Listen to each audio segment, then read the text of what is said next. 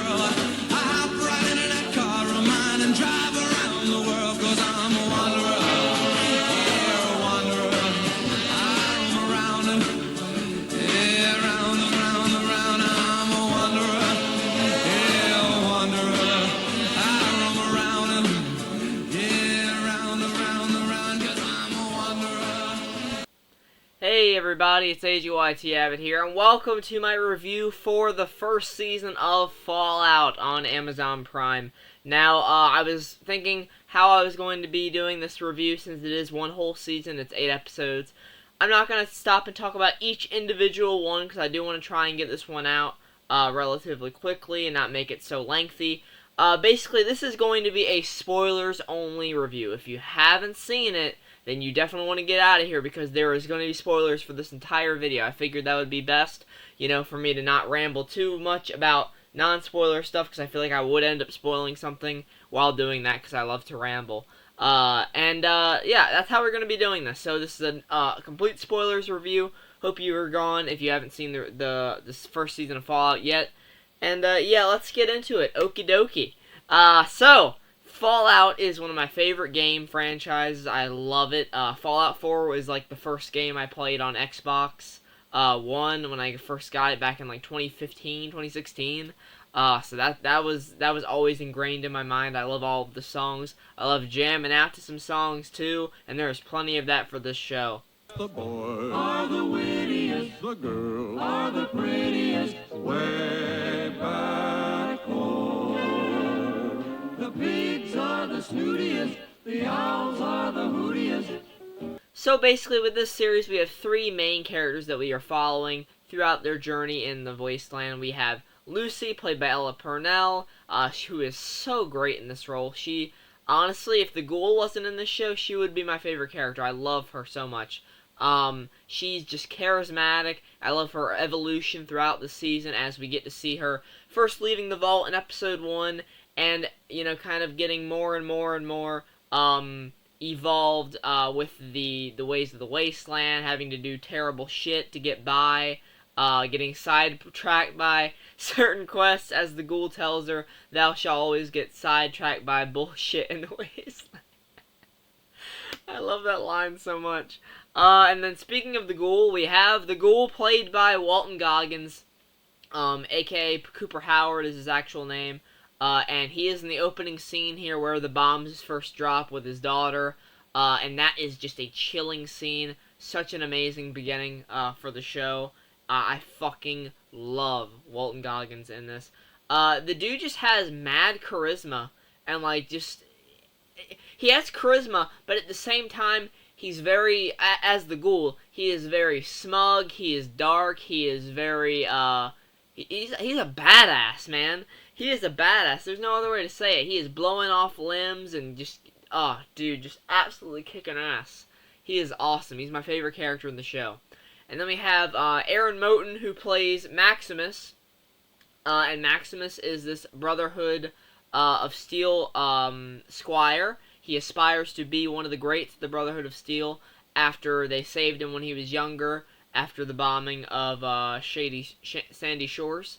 And he doesn't really know where his place is yet within the Brotherhood of Steel, but he shortly finds it, and it's very entertaining when he does. I'll get to that in a second. So, as far as the characters go, I love them. I really, really do. Lucy is just, like I said, I love her evolution throughout the season. I like her ways of going about interacting in the Wasteland. It feels like a beginning like a newbie player to Fallout 4 or Fallout, some of the other games.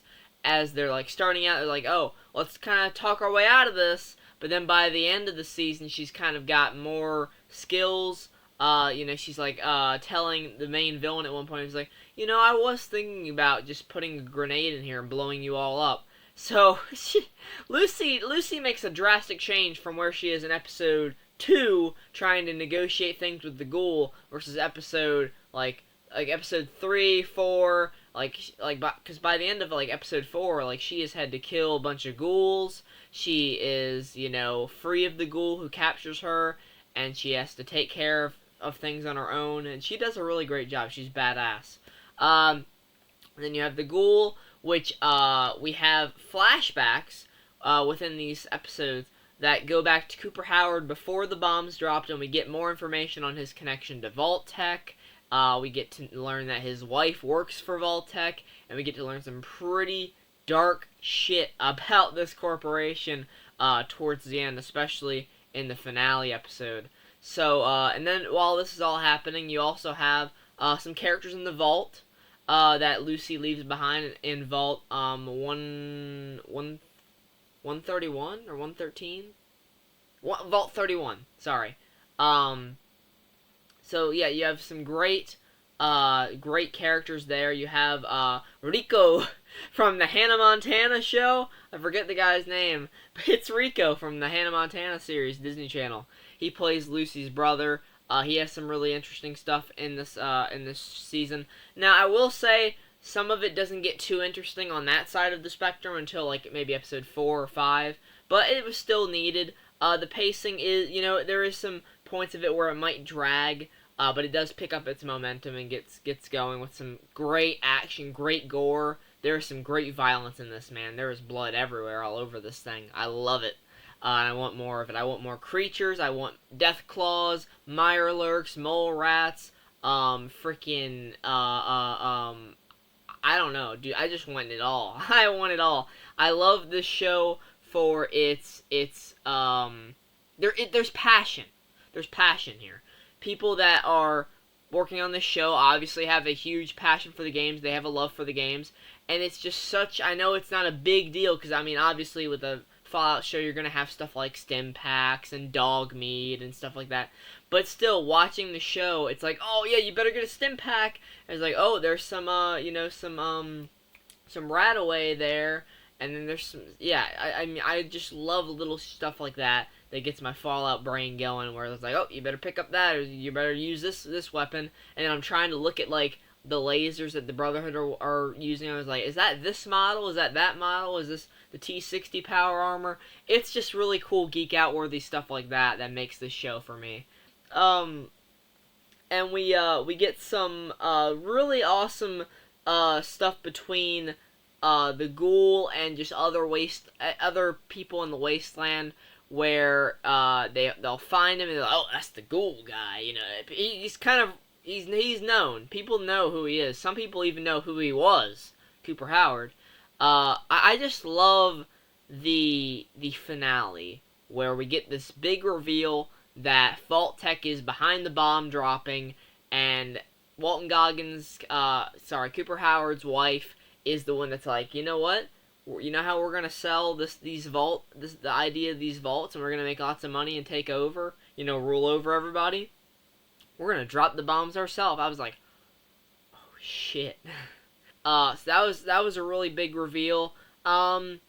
There's a romance budding between Lucy and Maximus that I feel like it's not earned per se. I get that like Lucy meets all these dangerous people in the wasteland, and he's like the only first normal one that she meets that's like a good, righteous man that actually is has morals and shit like that. But like even he's like, yeah, I stole this power armor off this guy. I've been posing as this guy. I've been using his name. So he's not really that. I mean, he's better than most, I guess. So she just takes it. She's like, you want to have sex? And then Maximus is like, you mean use my cock? There's so many scenes I can talk about, but I don't want to make this a 20-minute long video. It's so good. I fucking love this show. Sorry, I'm trying to wrap it up here. So the pacing needs a little bit more. I mean, it drags, but it picks back up. So I can't really say the pacing is awful. It just needs. There's room for improvement there. There's room for improvement on the character development, like the Moldaver character. She gets introduced in episode 1 where they sneak a bunch of raiders into the vault, and she kidnaps Lucy's father, who is the overseer of the vault, but later on, obviously, we find out he's a pretty shitty guy as well, because he was working for Vault-Tec and was involved in the dropping of the bombs and all that. So he gets kidnapped by Moldaver, but we don't really get much development for her. They kind of build her up as like, oh, this is going to be our threat for the season, I guess? But, like, no, not really. She doesn't show up again until, like, one episode before that, before the finale, when we get some background knowledge on her from Cooper Howard's backstory. And then she dies in the finale. So I was like, kind of underutilized that character. And then just the thing with Lucy and Maximus's relationship, I just need a bit more meat to that, like in the second season when they reunite and everything. Like, give it some time, flesh them out, make them feel like that, yes, this is a connection, they have this connection. It's not just these two people that happen to meet each other and like, hey, you're the first good person I've met in like 10 days. That's kind of what it felt like. It didn't feel like there was a ton of chemistry there. There is some.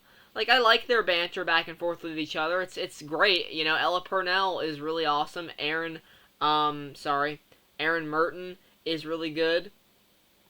He's just, or Moten, sorry. They're very good together. It's just the character development and the writing for them, that specific plot point isn't the strongest. And then I gotta admit, in the finale, there is some issues that I have with the final fight not feeling that satisfying, with the ghoul only getting a shot, like one shot in on the dad character before he flies away to New Vegas. That was a cool setup for next season. But there is some action where the ghoul takes care of some Brotherhood Knights, but the problem is like the power goes out, the lights go out, and then you just kind of see him, really quick shooting. I mean, that's awesome. Like, he does some badass shit in episode 2 when he's shooting up Philly. But in the finale, I was hoping like we'd see more badass stuff, and it was like, oh, we kind of got to watch it in this dark room, and it's just flat gunfire flashing. But those are just nitpicks, really. I'm going to give Fallout, I was about to say Fallout 4. I'm going to give Fallout an 8 out of 10. It's so enjoyable for me. I love the atmosphere, the world building is great, the set design, the sound design, everything about this is winning for me. Just, there's room for improvement there. We're almost there. We are on the verge of greatness. We are this close. So I'm looking forward to season 2. Hope it gets out right away. And let me know what you guys want me to review next. You guys want me to do a review for The Boys episodes this year? I could possibly do that. I do plan on doing a review for Chucky Season 3 when that wraps up. I think we have 2 more episodes of that. One coming out tonight and then next week. So I'll do a review for that. Because I love the Chucky franchise, if you guys didn't know. But as for Fallout, let me know what you guys thought of it down in the comments below. Take care, everybody. And why don't you drink some Nuka-Cola.